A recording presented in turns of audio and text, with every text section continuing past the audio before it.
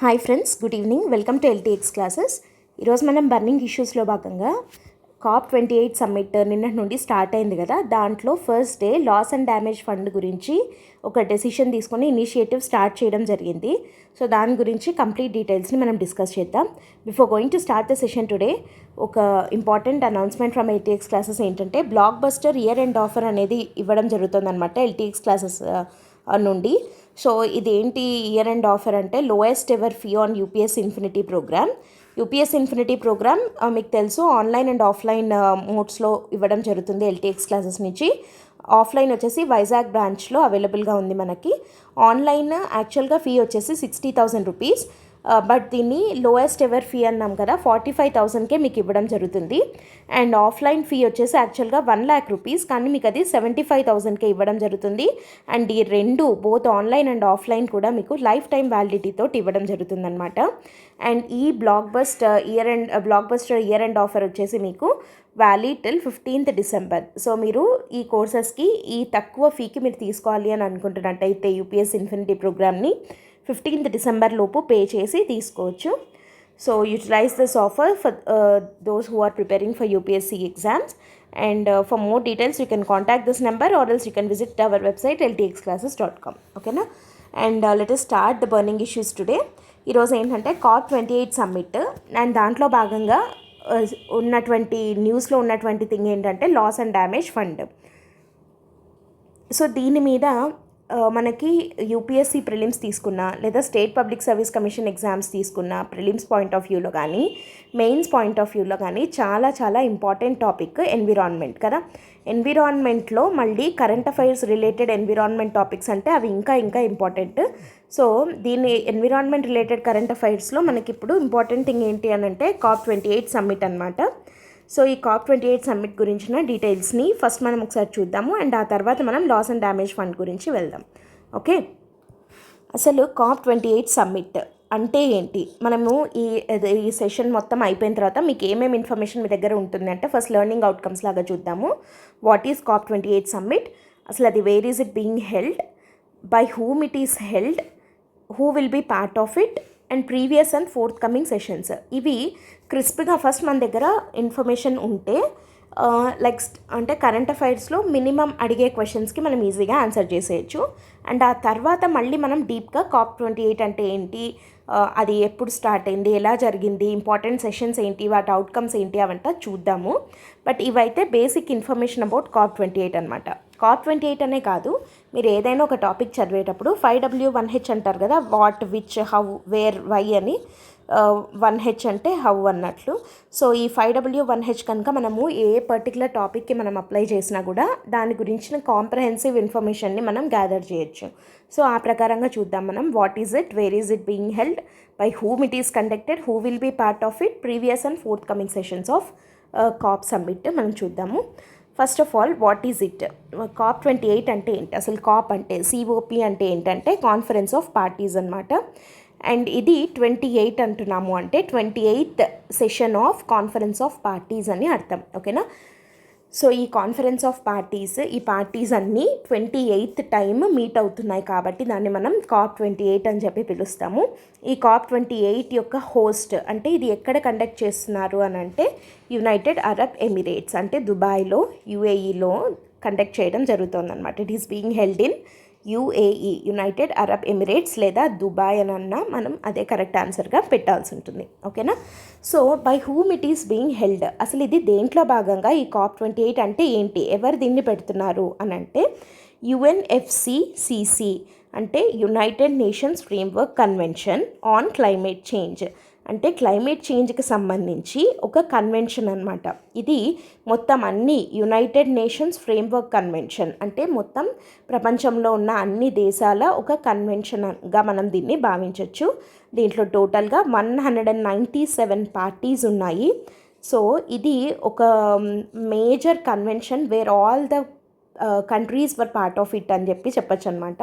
Almost so 197 countries భాగంగా ఉన్న UNFCCC conduct చేసేటువంటి COP28 సమ్మిట్ ఎక్కడ జరుగుతోంది? యునైటెడ్ అరబ్ ఎమిరేట్స్లో జరుగుతోంది. ఓకేనా. సో అసలు ఈ UNFCCC అంటే ఏంటి, ఇది ఎప్పుడు సైన్ చేశారు అంటే ఇది ఒక కన్వెన్షన్ అంటున్నాం కదా, అంటే ఇది ఒక అగ్రిమెంట్ లాంటిది. So when was it signed అంటే ఒకసారి దీని బ్రీఫ్ హిస్టరీ చూసినామంటే మనం, it was signed in the year 1992 అనమాట. ఇది ఎందులో భాగంగా సైన్ చేయడం జరిగింది అంటే ఇప్పుడు ఇది ఎలా అవుతోంది చూడండి. కాప్ సమ్మిట్కి మూలం ఏంటి అంటే UNFCCC అని అంటున్నాము. అండ్ దీనికి బేస్ అంటే ఇది ఎందుకు వచ్చింది, ఇది దేని అవుట్కమ్గా వచ్చింది అని అంటే UN conference on environment and development, UNCED అంటాము, United Nations conference on environment and development అంటాము. This is most famously known as earth summit లేదా రియో సమ్మిట్ అని చెప్పి దీన్ని పిలుస్తారు. ఇది famously known as earth summit or Rio summit.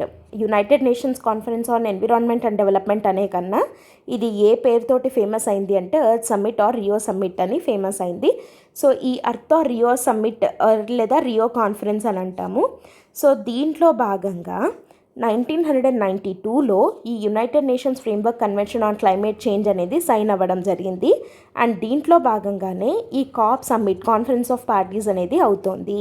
So UNFCCCలో భాగంగా only cap summit ఒక్కటే ఉందా అని అంటే కాదు, 3 కన్వెన్షన్స్ ఉన్నాయి రిలేటెడ్ టు క్లైమేట్ చేంజ్ అనమాట. ఓకే, ఆ 3 ఏవి అని అంటే ఇప్పుడు మనం మాట్లాడుతున్నటువంటి కాన్ఫరెన్స్ ఆఫ్ పార్టీస్ ఒకటి, రెండోది CBD అంటాం అంటే కన్వెన్షన్ ఆన్ బయోలాజికల్ డైవర్సిటీ. ఓకేనా, ఇది కూడా చాలా ఇంపార్టెంట్ది. కన్వెన్షన్ ఆన్ బయోలాజికల్ డైవర్సిటీ అంటే ఇది బయోడైవర్సిటీకి సంబంధించి, ఇది వచ్చేసి జనరల్గా మన క్లైమేట్ చేంజ్ గురించి, ఇది వచ్చేసి కేవలం దీని main objective related to biological diversity and its conservation. And మూడోది వచ్చేసి United Nations convention to combat డెజర్టిఫికేషన్ని కంబాట్ చేయడాని కోసం అని చెప్పి స్పెషల్గా ఇంకొకటి. సో ఈ 3 conventions were part of UNFCCC which was formed because of this earth summit లేదా రియో కాన్ఫరెన్స్ అంటాం. సో దాంట్లో భాగంగా ఈ 3 కన్వెన్షన్స్ ఇవి UNFCCCలో భాగంగా ఉంటాయి. COP summit, CBD, UN convention to combat desertification. Okay, so అయితే ఇప్పుడు అసలు ఈ UNFCCC ఫోర్స్లోకి ఎప్పటి నుంచి వచ్చింది? ఇట్ వాజ్ సైన్డ్ ఇన్ అని అన్నాం ఎప్పుడు, 1992. బట్ అది ఫోర్స్లోకి రావడానికి ఇంకో 2 years పట్టింది. It entered into force on 21st March 1994 అనమాట. అండ్ దీన్ని ఎన్ని కంట్రీస్ రాటిఫై చేశాయి? As I said earlier 197 countries ratified this UN framework convention on climate change అనమాట. ఓకేనా. అండ్ అయితే దీని సెక్రటేరియట్ ఉండాలి కదా, అంటే దీనికి దీని హెడ్ క్వార్టర్స్ లాగా ఒక సెక్రటేరియట్ లాగా UNFCCC సెక్రటేరియట్ ఎక్కడ అని కూడా మనకి అంటే as a part of statement ఒక క్వశ్చన్గా రావచ్చు. ఆన్సర్ ఏంటి, దీని సెక్రటేరియట్ ఎక్కడుంది అని అంటే బాన్ ఈజ్ ఇన్ జర్మనీలో ఉన్న బాన్లో దీని సెక్రటేరియట్ అనేది ఉంటుంది. ఓకేనా. అయితే ఇప్పుడు మనం ఈ కాప్ గురించి మాట్లాడుతున్నాం కదా, so let us discuss more about this conference of parties. COP అంటే ఏంటి అని అంటే it is the apex decision making body of UNFCCC. అంటే UNFCCC మొత్తానికి మనం 3 ఉన్నాయి అని చెప్పుకున్నాం కదా, ఒకటి COP, CBD, convention to combat desertification అని. ఈ మూడిట్లోకి ఎపెక్స్ డెసిషన్ మేకింగ్ బాడీ అంటే హయ్యెస్ట్ డెసిషన్ మేకింగ్ బాడీ ఏది అని అంటే కాప్, కాన్ఫరెన్స్ ఆఫ్ పార్టీస్ అనమాట. అంటే ఇది తీసుకున్న డెసిషన్ విల్ బీ ఫైనల్ అని. And it meets every year. ఓకేనా, ప్రతి ఇయర్ ఈ కాన్ఫరెన్స్ ఆఫ్ పార్టీస్ అనేది జరుగుతుంది. ఎవ్రీ ఇయర్ ఎక్కడో ఒక చోట జరుగుతూ ఉంటుందన్నమాట. So it meets every year. And first meeting వచ్చేసి ఎక్కడ జరిగింది అని అంటే ఎప్పుడు జరిగింది మనకు 1994లో కదా ఇది ఫోర్స్లోకి వచ్చింది. సో 1995లో they met for the first time in Berlin, జర్మనీలోనే. ఇక్కడ మనము సెక్రటేరియట్ జర్మనీనే అనుకున్నాము. అండ్ ఫస్ట్ మీట్ అయ్యేది కూడా జర్మనీలో ఉన్న బెర్లిన్లో మీట్ అవ్వడం జరిగింది. Okay, secretariat was in Bonn but the first met in జర్మనీలో ఉన్న బెర్లిన్లో అనమాట ఇన్ ద ఇయర్ 1995. సో అయితే ఇప్పుడు మనకి ఎగ్జామ్లో చాలా హ్యూజ్ స్కోప్ ఉంది, అడగడానికి హ్యూజ్ స్కోప్ ఉండేటువంటి టాపిక్ ఏంటి అని అంటే మ్యాచ్ ద ఫాలోయింగ్ లాగా కానీ లేదంటే కొన్ని ఇప్పుడు మనకి UPSC ట్రెండ్ ఎలా ఉంది, ఇట్లా వాళ్ళే ఒక సైడ్ ఒకటి ఇంకో సైడ్ ఇంకోటి ఇచ్చేసి పెయిర్స్ లాగా ఇచ్చేసి, ఒక 2, 3, 4 పెయిర్స్ లాగా ఇచ్చేసి, వీటిల్లో how many pairs are correct అంటున్నారు. Only 2 pairs are correct, 3 pairs are correct అట్లా ఇస్తున్నారు కదా ఆప్షన్స్లో. సో ఇట్లా ట్రెండ్ ప్రకారము ఇలాంటి వాటి మీద అడిగేదానికి చాలా స్కోప్ ఉన్నటువంటిది ఏంటి, అది కూడా రిలేటెడ్ టు కాప్. ఎట్లా అడగచ్చు అని అంటే, ఒక సమ్మిట్ అండ్ దాని అవుట్కమ్. అయితే మనము ఇప్పటి వరకు ఇప్పుడు జరుగుతున్నది 28th కాప్ సమ్మిట్ అంటున్నాం. ప్రతి ఒక్క కాప్ సమ్మిట్ మనం గుర్తుపెట్టుకోవాల్సిన అవసరం లేదు. వాటిల్లో మేజర్ అవుట్కమ్స్ వచ్చినటువంటి సమ్మిట్స్ అవి ఎక్కడ జరిగాయి అండ్ ఆ అవుట్కమ్ ఏంటి అన్నది గుర్తుపెట్టుకుంటే సరిపోతుందన్నమాట. So significant outcomes so far ఏవి అని అంటే, మనం ఇందాకే చెప్పుకున్నట్టు ఫస్ట్ సెషన్ COP 1 అనేది ఎక్కడ జరిగింది, బెర్లిన్లో జరిగింది, జర్మనీలో ఉన్న బెర్లిన్లో జరిగింది in the year 1995. And second important ఏంటి అంటే COP 3. Okay, COP 3 was held in 1997. దీని అవుట్కమ్ ఏంటి అంటే క్యోటో ప్రోటోకాల్ వాస్ సైన్డ్ అనమాట. సో ఈ క్యోటో ప్రోటోకాల్ యొక్క ముఖ్య ఉద్దేశం ఏంటి అని అంటే, మనకి కొన్ని ప్రోటోకాల్స్ ఉంటాయి, లైక్ క్యోటో, నగోయా ఇట్లాంటివి. సో ఇట్లాంటి వాటిల్లో Kyoto protocol was important thing. ఈ క్యోటో ప్రోటోకాల్ ఏం చేసింది, it legally binds the developed countries to emission reduction targets. అంటే డెవలప్డ్ కంట్రీస్ వాటి యొక్క ఎమిషన్ టార్గెట్స్ని రెడ్యూస్ చేయాలి అనేదాన్ని దే మేడ్, అంటే లీగల్లీ బైండ్ చేయడం జరిగింది వాటిని. అంటే ఖచ్చితంగా వాటి యొక్క ఎమిషన్ టార్గెట్స్ని రెడ్యూస్ చేసి తీరాలి అని చెప్పినటువంటి ప్రోటోకాల్ ఏది అంటే Kyoto protocol, which was signed as a part of COP 3 in the year 1997. ఇది చాలా important landmark COP summit అనమాట. అండ్ నెక్స్ట్ వన్ వచ్చేసి 2002లో కాప్ సమ్మిట్ COP 8 అనమాట. ఇది ఇండియాలో జరిగింది, న్యూఢిల్లీ. దీని అవుట్కమ్ వచ్చేసి ఢిల్లీ డిక్లరేషన్ అని అంటాము. ఈ ఢిల్లీ డిక్లరేషన్ అనేది ఇక్కడ మనం ఒక చిన్న లైక్ ఈజీగా గుర్తుపెట్టుకునే దానికి చూస్తే, ఇండియా అనేది డెవలపింగ్ కంట్రీ కదా, అండ్ కాబట్టి దీని అవుట్కమ్ ఢిల్లీ డిక్లరేషన్లో ఏమొచ్చింది అని అంటే, it focuses on the needs of poorest and developing countries. చూస్తే ఎందుకంటే ఇండియా కూడా ఒక developing country and comparatively poor కదా కొన్ని వాటితో కంపేర్ చేస్తే. సో కాబట్టి దీని అవుట్కమ్ ఏంటి అన్నప్పుడు మనం ఈజీగా గుర్తుపెట్టుకోవచ్చు, it focuses on the needs of the poorest and developing countries. And also ఇంకోటి కూడా ఏంటి న్యూఢిల్లీ డిక్లరేషన్లో అంటే, technology transfer for climate change mitigation. ఈ డెవలప్డ్ నేషన్స్ దగ్గర ఉన్నటువంటి టెక్నాలజీ ఏదైతే ఉందో అది అగైన్ ఈ పూరెస్ట్ అండ్ డెవలపింగ్ కంట్రీస్కి టెక్నాలజీ ట్రాన్స్ఫర్ చేయాలి ఫర్ క్లైమేట్ చేంజ్ మిటిగేషన్ అన్నది. ఈ రెండు పాయింట్స్ వచ్చేసి ఢిల్లీ డిక్లరేషన్ యొక్క outcomes as part of COP 8 summit in the year 2002, which was held in New Delhi in India. Okay, and next landmark thing was 2007లో జరిగిన COP summit COP 13, which was held in Bali ఎక్కడ మనకి ఇండోనేషియాలో కదా, ఇండోనేషియాలో ఉన్న బాలీలో జరిగిన summit అనేది చాలా చాలా ఇంపార్టెంట్. ఇక్కడ ఏంటి అని అంటే బాలి యాక్షన్ ప్లాన్ లేదా బాలి రోడ్ మ్యాప్ అని కూడా అంటారు. దిస్ వాజ్ డిజైన్డ్ అండ్ దీంట్లో ఏమేమి ఉంటాయి, బాలి రోడ్ మ్యాప్లో ఏమేమి డిస్కస్ చేశారు అంటే, ఒక షేర్డ్ విజన్ ఉండాలి, అన్ని కంట్రీస్కి ఒక షేర్డ్ విజన్ ఉండాలి. అండ్ క్లైమేట్ మిటిగేషన్ గురించి మాట్లాడుకున్నారు, అడాప్టేషన్ గురించి మాట్లాడుకున్నారు, టెక్నాలజీ గురించి మాట్లాడుకున్నారు, అండ్ ఫైనాన్సింగ్ గురించి కూడా మాట్లాడుకోవడం జరిగింది. This was very important. అంటే క్లైమేట్ చేంజ్ని తట్టుకోవాలి అని అంటే, లైక్ క్లైమేట్ మిటిగేషన్కి కానీ అడాప్టేషన్కి కానీ లేదా జరిగిపోయిన నష్టాలని పూడ్చడానికి కానీ ఫైనాన్సింగ్ అనేది చాలా కీ రోల్ ప్లే చేస్తుంది, చాలా ఇంపార్టెంట్ అని చెప్పి గుర్తించిండేది ఎక్కడ అంటే COP 13లోని బాలి సమ్మిట్లో as a part of Bali action plan లేదా బాలి రోడ్ మ్యాప్లో భాగంగా. Okay, and next 2010 COP summit COP 16 summit అనమాట. ఇది కాన్కూన్ సమ్మిట్. దీంట్లో భాగంగా కాన్కూన్ అగ్రిమెంట్స్ వాజ్ సైన్డ్ అనమాట. ఈ కాన్కూన్ అగ్రిమెంట్స్ అనేవి ఏంటి అనంటే comprehensive package by government to assist developing nations in the form of green climate fund. ఇక్కడ కూడా మళ్ళీ ఒక గ్రీన్ క్లైమేట్ ఫండ్ ఉండాలి టు అసిస్ట్ డెవలపింగ్ నేషన్స్ అని చెప్పి కాన్కూన్ అగ్రిమెంట్స్లో భాగంగా కూడా డిస్కస్ చేయడం జరిగిందనమాట. So this is also important. And next అన్నిటికన్నా very very very important summit వచ్చేసి 2015 COP summit, that is COP 21. ఇది ప్యారిస్లో జరిగింది. Paris climate change agreement was the most important outcome. ఆ ప్యారిస్ క్లైమేట్ చేంజ్ అగ్రిమెంట్లో భాగంగానే మనకి ఏమని ఉంటుంది, to keep global temperature below 2 degrees Celsius above pre industrial level. ఇంకా చెప్పాలి అంటే లెస్ దాన్ 1.5 degrees Celsius కన్నా పెరగకుండా చూసుకోవాలి అబౌవ్ ప్రీ ఇండస్ట్రియల్ లెవెల్.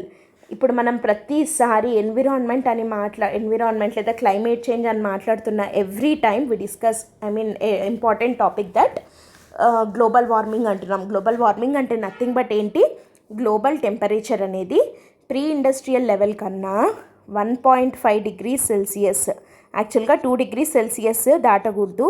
ఇంకా బెటర్ థింగ్ ఏంటంటే 1.5 degrees Celsius కూడా దాటకూడదు అని. సో అంటే ఎంతకన్నా 1.5 degrees Celsius దాటకూడదు టెంపరేచర్ రైజ్ అనేది అంటే ప్రీ ఇండస్ట్రియల్ లెవెల్ కన్నా.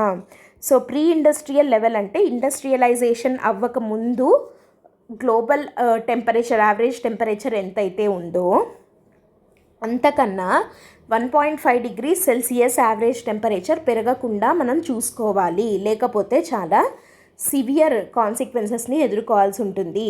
ఈ climate change consequences will be very worst అని చెప్పడం జరిగిందనమాట. మరి ఈ ప్రీ ఇండస్ట్రియల్ లెవెల్స్ అనేది ఎట్లా డిఫైన్ చేస్తారు, ఆ టెంపరేచర్ ఎంత అనేది ఎట్లా మనం కనుక్కోవచ్చు అని అంటే, ప్రీ ఇండస్ట్రియల్ లెవెల్ అంటే ఏంటి అని అంటే before 1800s. Now we are in 2023 కదా. సో 1800sలో, ఓకే, 1800s ఆ టైం పీరియడ్లో ప్రీ ఇండస్ట్రియల్ లెవెల్ అంటాం. ఎందుకంటే అప్పుడు ఇండస్ట్రియలైజేషన్ అంత పెద్దగా జరగని టైం పీరియడ్ అనమాట.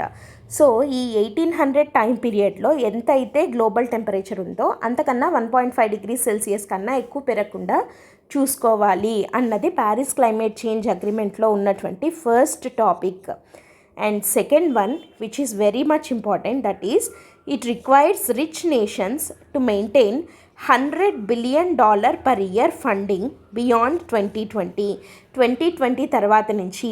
ఇదంతా చెయ్యాలి అని అంటే క్లైమేట్ ఫైనాన్సింగ్ ఈజ్ ఇంపార్టెంట్ అని చెప్పి బాలి రోడ్ మ్యాప్లో అనుకున్నాము అని అన్నాం కదా. మళ్ళీ దాని మీద కొంచెం డెవలప్మెంట్ ఏంటి అని అంటే ఈసారి రిచ్ నేషన్స్కి చెప్పడం జరిగింది. ఏమని అని అంటే మీరు every year you need to contribute around $100 billion funding. ఓకేనా, 2020 తర్వాత you need to give $100 billion per year funding for climate financing అన్నట్టు ప్యారిస్ క్లైమేట్ చేంజ్ అగ్రిమెంట్లో 2015లో COP21లో భాగంగా చెప్పడం జరిగింది. This was very very important landmark COP summits so far అనమాట. ఓకే, అండ్ నెక్స్ట్ 2018లో COP24 సమ్మిట్ కటోవైజ్లో జరిగింది. కటోవైజ్ అంటే పోలాండ్లో అనమాట. సో దీంట్లో ఏంటంటే ఇప్పుడు ప్యారిస్ క్లైమేట్ అగ్రిమెంట్లో ఏదైతే చెప్పారో దానికి ఒక రూల్ బుక్ని ఫైనలైజ్ చేయడం జరిగిందనమాట. రూల్ బుక్ అంటే ఏంటి, ఇప్పుడు ఇక్కడ ఏమన్నాము 1.5 కన్నా డిగ్రీ సెల్సియస్ కన్నా పెంచకూడదు, తర్వాత $100 billion per year ఫండింగ్ ఇవ్వాలి, ఇట్లంతా ఊరికే చెప్పుకున్నాం, రైట్. కానీ దీని మీద ఒక రూల్ బుక్ అంటే ఎట్లా చేయాలి, ఏం చేయాలి, ఏ కంట్రీ ఎంత చేస్తే ఈ 1.5 degrees Celsius కన్నా గ్లోబల్ టెంపరేచర్ అనేది పెరగకుండా ఉంటుంది, ఇలాంటివి ఉంటాయి కదా. సో దాని మీద ఒక రూల్ బుక్ అనేది ఫ్రేమ్ అయ్యేది ఎక్కడ అంటే కటోవైజ్లో.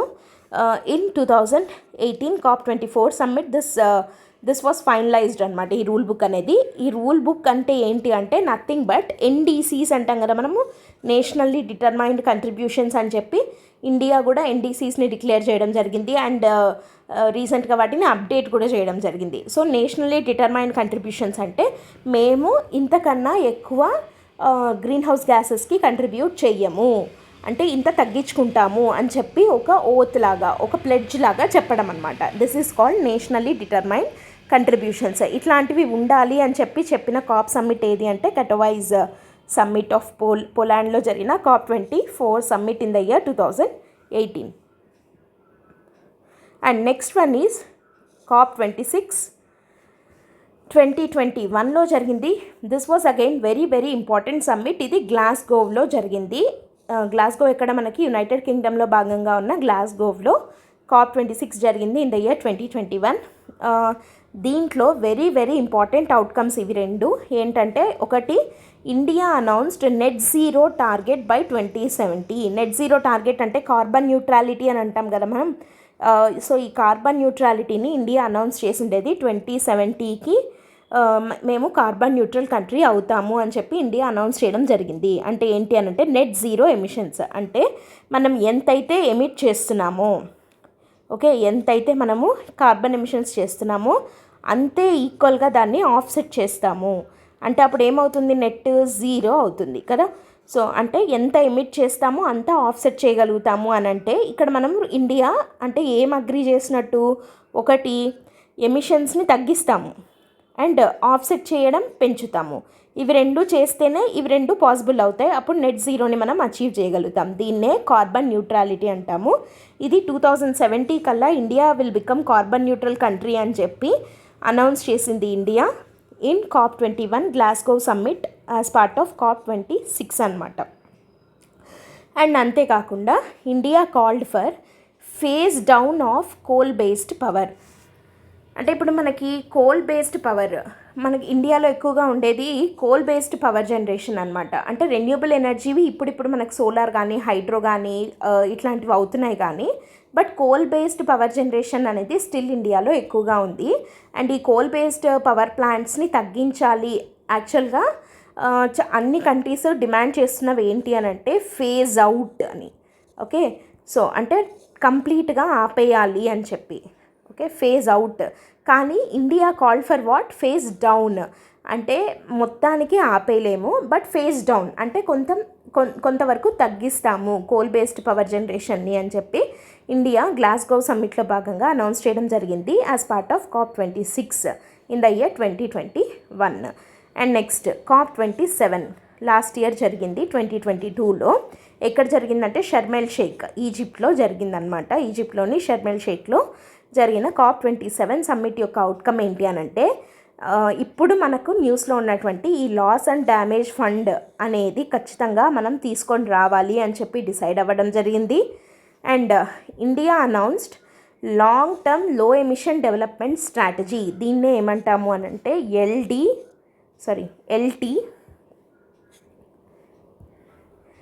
లాంగ్ టర్మ్ LEDS అని అంటాము.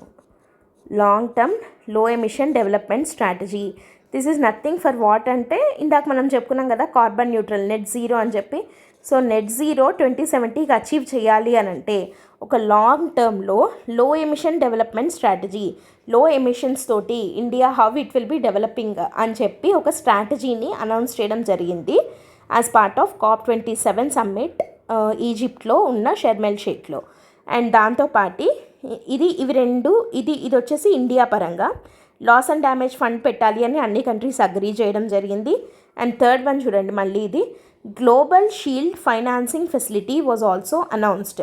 గ్లోబల్ షీల్డ్ ఫైనాన్సింగ్ ఫెసిలిటీ అంటే ఏంటి అని అంటే for countries suffering from climate disasters. ఇది కూడా నథింగ్ బట్ LDF అంటే లాస్ అండ్ డ్యామేజ్ ఫండ్ లాంటివే. అయితే ఈ ఇనిషియేటివ్ని తీసుకొని వచ్చిండేది G7 nations. Okay, G7 nations announced global shield financing facility అంటే క్లైమేట్ డిజాస్టర్స్ వల్ల సఫర్ అవుతున్న వాటి కోసం. Okay, and next one international mangrove alliance was also announced as part of this COP27 summit. And India కూడా దీంట్లో ఒక partner కంట్రీగా ఉంది. International mangrove alliance is for what, for the conservation of the mangroves. Mangroves మనకి economically as well as ecologically very significant కదా.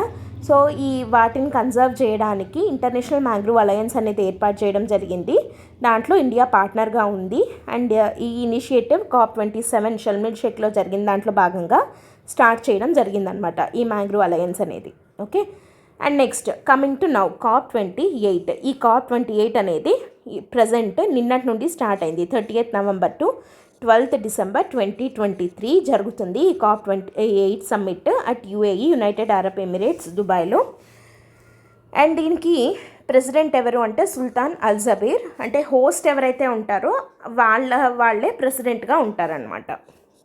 So Sultan Al Jaber was the president of this COP28 summit.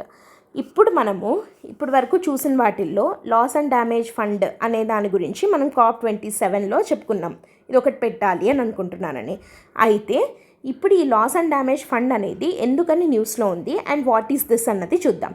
Loss and damage fund, సింపుల్గా మనం LDF అనుకుందాం. ఈ LDF అనేది it is to be created, ఇది ఎందుకు and provided and ఎవరికి ఇవ్వాలి అని అంటే to nations vulnerable to are impacted by climate change and its consequences. అంటే ఏ కంట్రీస్ అయితే క్లైమేట్ చేంజ్ వల్ల అండ్ దాని యొక్క వర్స్ట్ కాన్సిక్వెన్సెస్ వల్ల ఎఫెక్ట్ అవ్వబడుతున్నాయో అలాంటి కంట్రీస్కి ప్రొవైడ్ చేయాలి అని చెప్పి లాస్ అండ్ డ్యామేజ్ ఫండ్ని క్రియేట్ చేయాలి అని చెప్పి డిసైడ్ అవ్వడం జరిగింది. కానీ దీని యొక్క మొడాలిటీస్ మీద అండ్ ఆపరేషన్ మీద చాలా హ్యూజ్ డిఫరెన్సెస్ ఉన్నాయి అన్ని కంట్రీస్ మధ్యలో. ఓకేనా, అంటే అసలు దీని స్ట్రక్చర్ ఎంత, దీని లైక్ ఆ ఫండ్ యొక్క వాల్యూ ఎంత, అది ఎవరు ఆపరేట్ చేస్తారు, ఎవరికి ఇస్తారు, ఎంత ఇస్తారు, ఏ బేసిస్ మీద ఇస్తారు, ఇట్లాంటి ఇష్యూస్ చాలా ఉండడం వల్ల ఒక కంట్రీకి మధ్య కాన్సెన్సస్ కుదరకపోవడం వల్ల, డిఫరెన్సెస్ ఉండడం వల్ల ఇది మోస్ట్ కంటెన్షియస్ ఇష్యూ అయ్యింది. కాబట్టి చాలా ఏళ్ల నుంచి దీన్ని డిమాండ్ ఉన్నప్పటికీ ఇదైతే ఇప్పటి వరకు ఫైనలైజ్ అవ్వలేదు. కానీ COP28లో అవుతూ వచ్చింది. ఓకేనా, అయ్యింది అని చెప్తున్నాం. అసలు ఈ ఎల్డిఎఫ్ అనేది ఎందుకు అడుగుతున్నారు అన్నది మనం చూద్దాం. మనము క్లైమేట్ చేంజ్ని డీల్ చేయాలి అని అంటే 3 ఇంపార్టెంట్ పిల్లర్స్ ఉన్నాయన్నమాట. ఒకటి వచ్చేసి mitigation, 2 adaptation, 3 loss and damage. So ఈ 3 పిల్లర్స్ మీద క్లైమేట్ చేంజ్ని డీల్ చేయడము అనేది బేస్ అయి ఉంటుంది. సో ఈ మిటిగేషన్ అంటే ఏంటి అని అంటే, మిటిగేషన్ అంటే ఏంటి, అసలు రాకుండా ఆపడం. ఓకే, అంటే క్లైమేట్ చేంజ్ అనే దాని ఇంపాక్ట్ రానికుండా ముందే కంట్రోల్ చేయడం. అంటే ఫర్ ఎగ్జాంపుల్ ఈ మిటిగేషన్ కింద ఎట్లాంటి మెజర్స్ ఉంటాయి అని అంటే cutting down of GHG emissions. ఇప్పుడు మనం గ్రీన్ హౌస్ గ్యాస్ ఎమిషన్స్ని మనం తగ్గించేసామనుకోండి, క్లైమేట్ చేంజ్నే మనం తగ్గించచ్చు. So that is called as mitigation, అది మిటిగేషన్ కిందకి వెళ్తుంది. మరి అడాప్టేషన్ అంటే ఏంటి, great green wall initiative is a kind of adaptation measure. అంటే ఏంటంటే అడాప్టేషన్ అంటే సింపుల్గా చెప్పాలంటే ఏంటంటే coping up with the climate change. అంటే సరే, మిటిగేషన్ అంటే ఏంటి, అసలు రానికుండానే ఆపడము. అడాప్టేషన్ అంటే దానికి అడాప్ట్ చేసుకోవడం, అంటే క్లైమేట్ చేంజ్ ఇంకా వచ్చేసింది, ఇంకా దాంతో మనం కోపప్ అవ్వాలి. అంటే ఇప్పుడు పొల్యూషన్ కానీ ఇట్లాంటివి ఏమన్నా దాంతో మనం కోపప్ అవుతూ ఎట్లా సర్వైవ్ అవ్వాలి అన్నది అడాప్టేషన్ కిందకి వస్తుంది.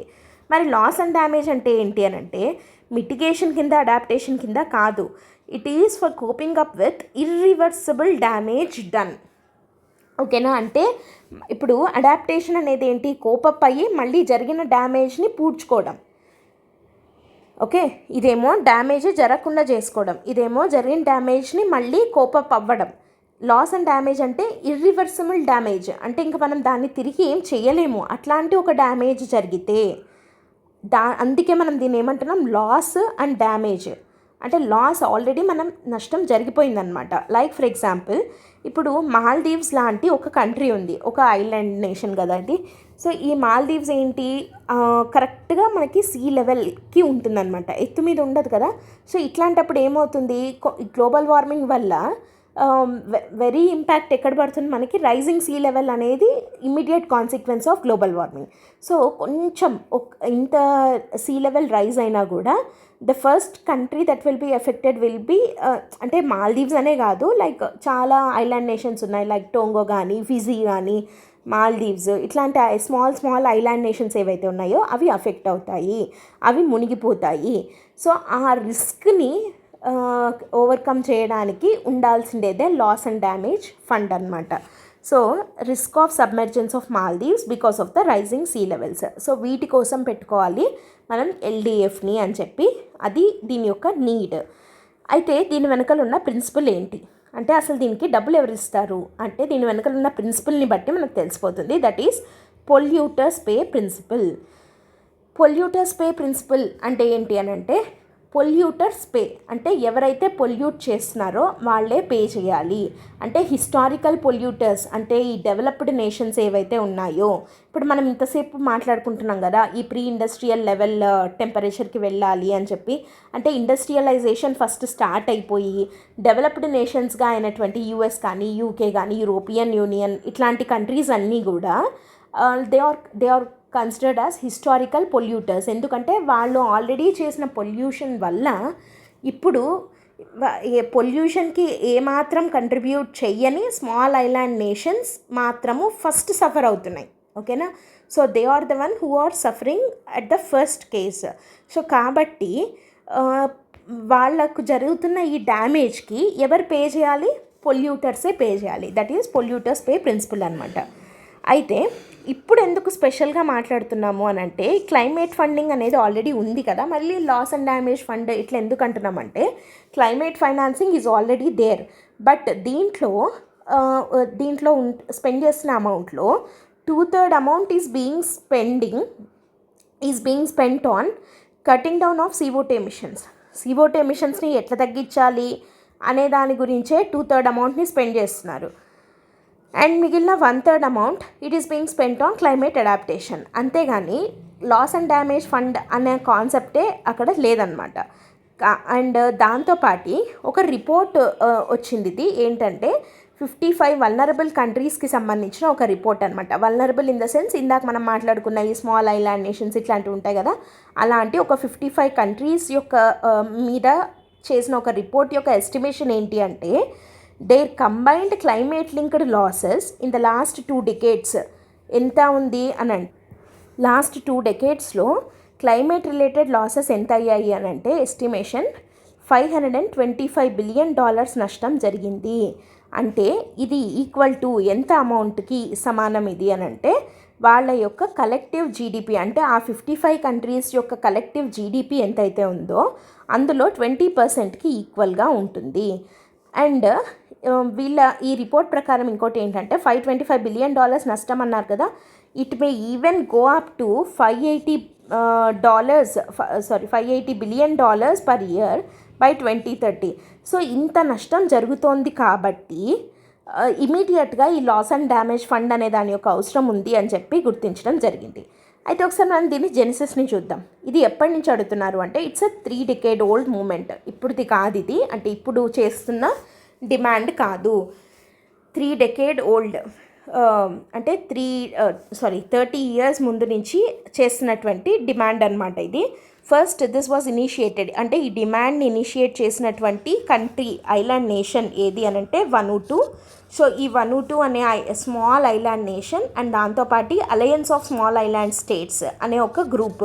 సో ఈ రెండు ఫస్ట్ ఇనిషియేటివ్ తీసుకోవడం జరిగింది, who demanded for the setting up of loss and damage fund. ఎందుకంటే ఈ small island nations will be most affected countries because of this climate change అని చెప్పి ఇట్లాంటి ఒక ఫండ్ కావాలి అని అడిగిన first countries Vanuatu and alliance of small island states అనమాట. అండ్ ఆ తర్వాత దీని గురించి మనం ఎట్లా మాట్లాడుతూ వచ్చారు COP సమ్మిట్స్లో అంటే, COP19 2013లో వార్సాలో జరిగిన సమ్మిట్లో ఫార్మల్లీ అగ్రీ చేశారు for the setting up of loss and damage fund. And COP25 2019లో Santiago network for loss and damage fund అని చెప్పి పెట్టడం జరిగింది. కానీ దాని మీద డెవలప్డ్ కంట్రీస్ ఎలాంటి కమిట్మెంట్ ఇవ్వలేదు. అంటే గ్యారంటీగా ఇదిగో మేము ఇంత డబ్బులు ఇస్తాము అని చెప్పి ఎలాంటి కమిట్మెంట్ ఇవ్వలేదు COP25 సమ్మిట్లో కూడా. COP26 సమ్మిట్ మనం ఇందాక చెప్పుకున్నాం కదా, గ్లాస్గోలో జరిగింది అని. ఇక్కడ next 3 years loss and damage fund గురించి మేము డిస్కస్ చేయడానికి రెడీ అని చెప్పాయి అంతే. కానీ COP27 సమ్మిట్ ఇందాక మనం మాట్లాడుకున్నాం, షర్మెల్ షేక్ 2022లో జరిగింది అని చెప్పి. సో ఇక్కడ ఇంపార్టెంట్ ఏంటంటే, member states agreed to set up loss and damage fund and ఒక ట్రాన్సిషనల్ కమిటీ, TC అంటారనమాట. సో ఈ కమిటీ ఫిగర్ అవుట్ చేస్తుంది ఎలా చేయాలి ఏంటి చేయాలి అని చెప్పి చెప్తుంది అని చెప్పి COP27లో మెంబర్ స్టేట్స్ అన్నీ డిసైడ్ అవ్వడం జరిగింది. ఓకేనా. అయితే అయినా కూడా ఇప్పుడు ఈ COP28లో అయితే పెడుతున్నారు, కానీ దీంట్లో కొన్ని ఇష్యూస్ ఉన్నాయి. ఏంటి ఆ ఇష్యూస్ అని అంటే, ఫస్ట్ థింగ్ మనం గుర్తుపెట్టుకోవాల్సింది, ఇది ఒక ఫండ్ అంటున్నాం. ఈ ఫండ్ని ఎవరో ఒకరు ఆపరేట్ చేయాలి కదా, అది కూడా మనకు very important in examination point of view.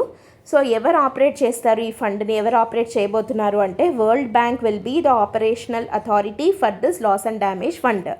అయితే ఈ వరల్డ్ బ్యాంక్ దీన్ని ఆపరేట్ చేయడం వల్ల వచ్చే ఇష్యూ ఏంటి అని అంటే, but it charges high overhead fee for maintaining it. So developing countries ఏమడుతున్నాయంటే, అంటే వరల్డ్ బ్యాంక్ దాన్ని ఆపరేట్ చేసినందుకు గాను అది ఛార్జ్ చేసే ఫీ అనేది చాలా ఎక్కువగా చేస్తుందంట.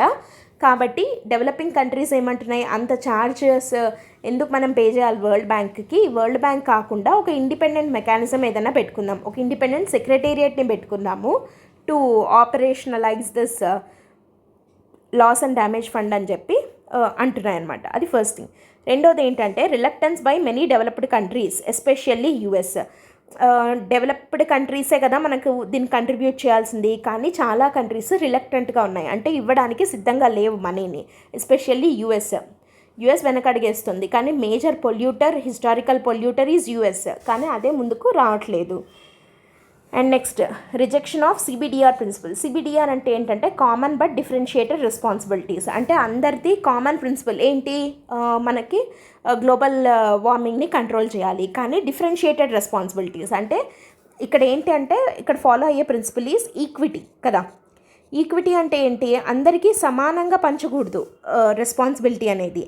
ఏ కంట్రీ అయితే ఎక్కువ పొల్యూషన్కి కారణమైందో that should take more responsibility, అంతే కదా. ఇప్పుడు యుఎస్, ఇండియా మనం రెండు తీసుకున్నట్టయితే విచ్ ఈస్ ద మోస్ట్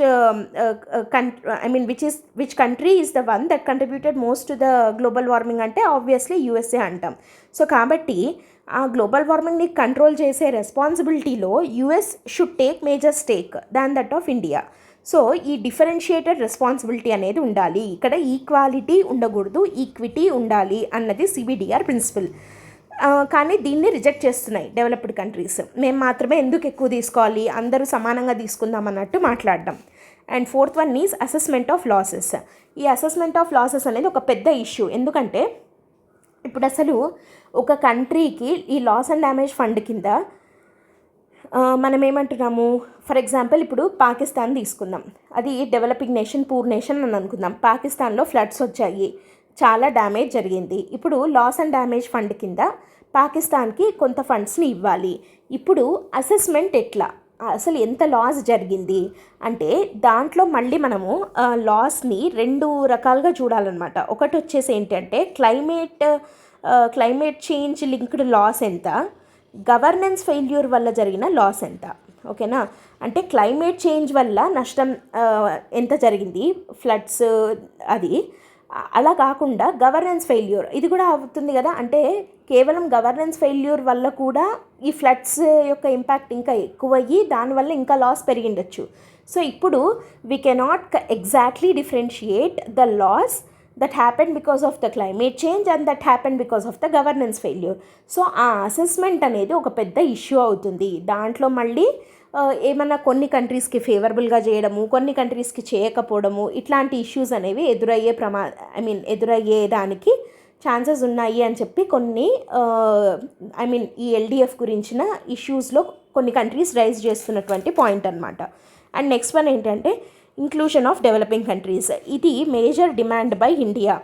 ఇక్కడ పూర్ కంట్రీస్ అంటున్నాం, వల్నరబుల్ కంట్రీస్ అంటున్నాం, ఐలాండ్ నేషన్స్ అంటున్నాం. దీంట్లో డెవలపింగ్ కంట్రీస్ని కూడా చేర్చండి. Developing countries are also being affected majorly because of this climate change అని చెప్పి ఇండియా డిమాండ్ చేస్తుంది. మరి అది చేస్తాయా చెయ్యదా అనేది ఇప్పుడు మనం ఈ COP28 సమ్మిట్ అయ్యేలోపు మనకు తెలిసిపోతుంది. మోస్ట్ ప్రాబబ్లీ చేస్తారు. Developing countries will also be included. ఎందుకు, ఈ లాస్ అండ్ డ్యామేజ్ ఫండ్ని యూజ్ చేసుకునేందుకు. ఓకే, సో ఇప్పుడు అవుట్కమ్ ఏంటి, నిన్న జరిగిన దాంట్లో ఏంటంటే ఒక ప్లెడ్జ్ ఏం తీసుకున్నాయంటే ఈ సమ్మిట్ అయ్యేలోపు $475 million will be collected as part of LDF. దాంట్లో ఎవరెవరు ఎంత కంట్రిబ్యూట్ చేశారు అనేది ఉంది మనకి. United Arab Emirates host country కదా, ఇది $100 million ఇవ్వడం జరిగింది. European Union contributed $275 million.